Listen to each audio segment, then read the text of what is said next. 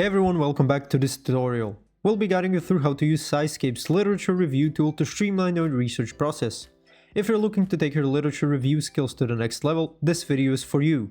Before we dive in, let's quickly clarify what a literature review is. Imagine you've got a research project coming up with just a vague topic.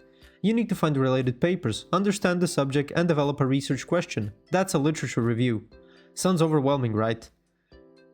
Well, that's where SciSpace comes in. Many people start researching without a clear structure. Don't do this. Let SciSpace guide you through the process. SciSpace is a powerful platform that simplifies literature reviews by helping you discover relevant papers, organize insights, and extract key information. Today I'll show you how to make the most out of SciSpace's literature review tool. Suppose your research is about the significance of dark matter. Type your question into the search bar and hit enter. SciSpace will instantly show you a list of relevant papers sorted by relevance to your query. If you want to narrow down the results, use filter like full PDFs, open access, or sort by citation count. This makes your search even more precise.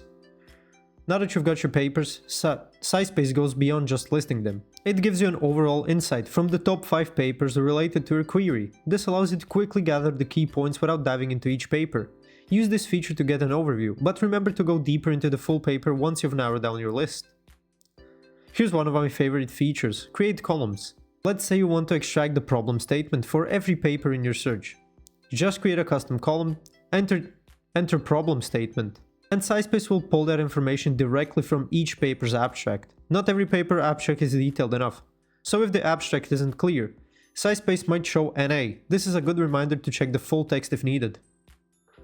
Once you have the key insights, you can create a collection of the most relevant papers by simply removing those you don't need. SciSpace automatically saves this collection, so you can easily return to it later or export it as a CSV file to share with your team.